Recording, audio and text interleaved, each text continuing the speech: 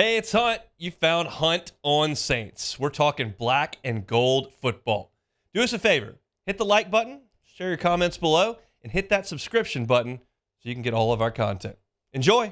Let's talk about the New Orleans Saints. Bill Barnwell got a story up on ESPN, and it's ranking NFL offenses in terms of just their offensive playmakers. So you take the offensive line out, you take the quarterback out. You've got tight end, you've got running back, you've got wide receiver, and what does that look like for all 32 teams in the National Football League? And I remember our discussion around this time last year where you've brought Derek Carr in, and the thought was, okay, you've got an offensive line that you've invested very, very heavily in the NFL draft.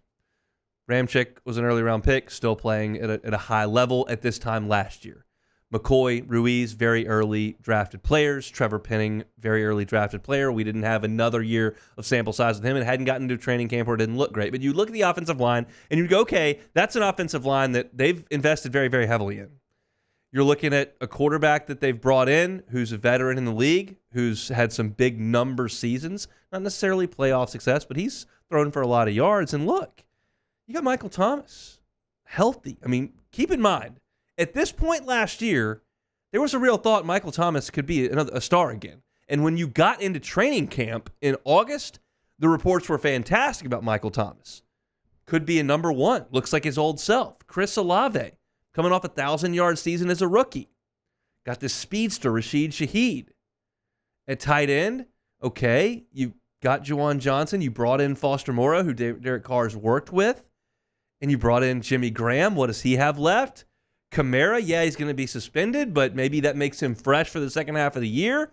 You brought in the NFL's touchdown leader on the ground in Jamal Williams. You invested a draft pick in Kendre Miller. People like this is a Saints team that's got some weapons. If you plug Derek Carr in there and you don't have to do the whole, musical chairs at quarterback with Andy Dalton and Jameis Winston and Taysom Hill, and you just bring in Carr, not to mention Taysom Hill, as a playmaker, like this is a team that's got some playmakers.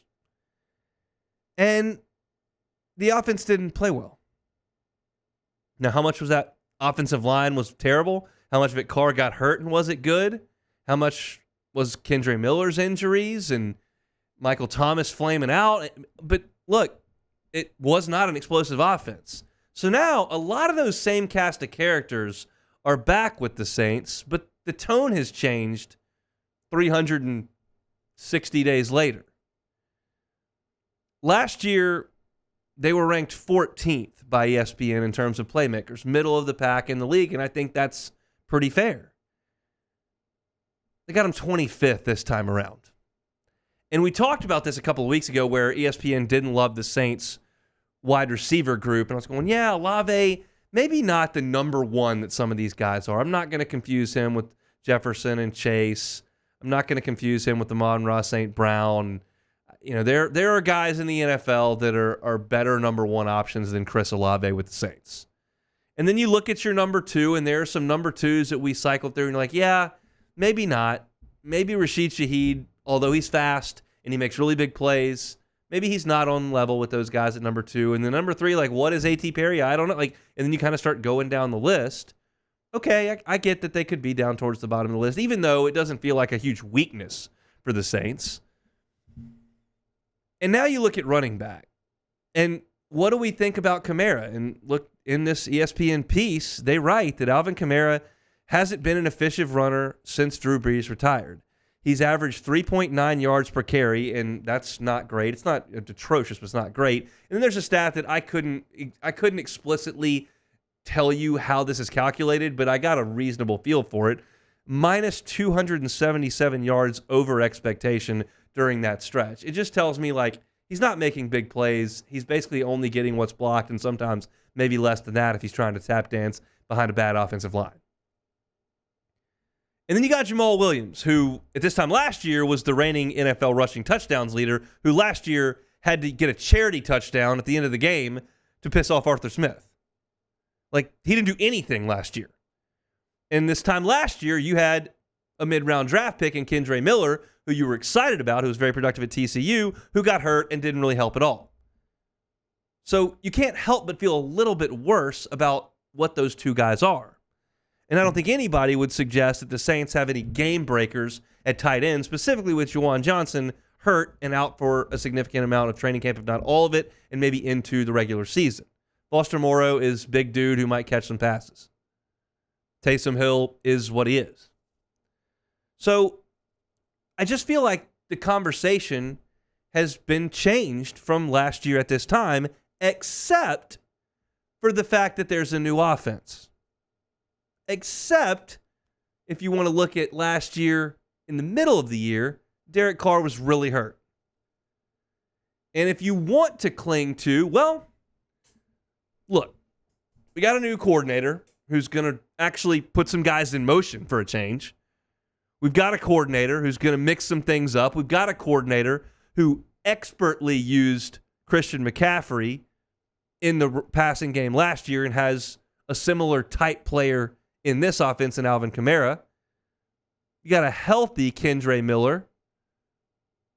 And maybe this is going to be a better group. We've got a new guy on the offensive line who wasn't there last year. Taliese Fuanga. He's going to solidify one of those spots that was a revolving door of veterans off the street last year.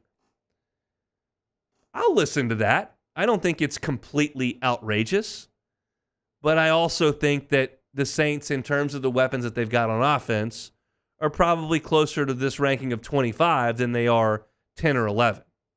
And last year they were 14. The Saints don't have to be the greatest show on turf in the NFL this year to win games. They don't. They've got a good coach coaching their defense. They've got good players at every level on the defense. And they fielded a quality defense. They weren't dominating last year, but they were quality. And as you taper off a few more years going back, they are drifting out of dominant, but you still expect them to be pretty good on defense. They don't have to score a bajillion. You don't have to look like the Dolphins. But you've got to be better than you were last year. And if you're the number 25 offense in the NFL, you're not going to do very much this year. But maybe you only have to be the 13th or 14th best offense in the NFL. And maybe that's possible with the new guy mixing some things up and a healthy quarterback and Kendre Miller getting more into the fold and Alvin Kamara being used more properly and a third receiver emerging that we're not talking about right now as a credible threat.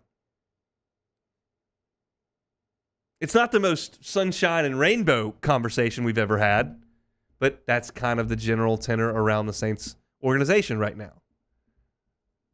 And it feels a lot different than it did last year. I said last year, at a little bit later than this, in the middle of training camp, I said, look, if you're a Saints fan, you should feel pretty good about this.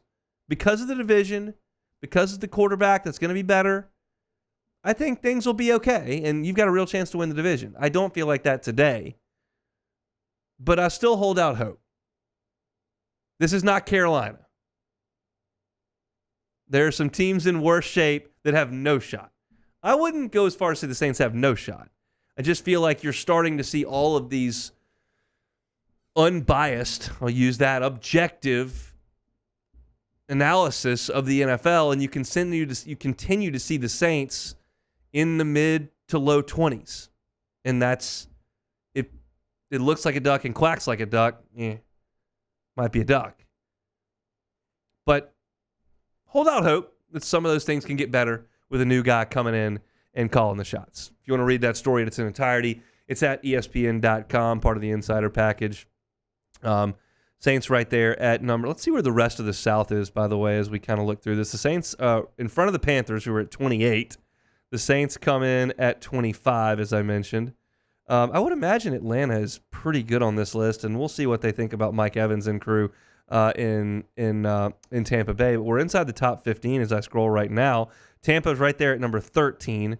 And look, the Falcons, God love them, they're down there at number 10. They've got some guys that you could be excited about. Bijan Robinson, Drake London, Kyle Pitts. I just don't know what they're going to be. I would feel like with Kirk Cousins they should be fine, but I've got a feeling they're going to Atlanta it somehow, and that would not put them in the top 10 offenses in the NFL.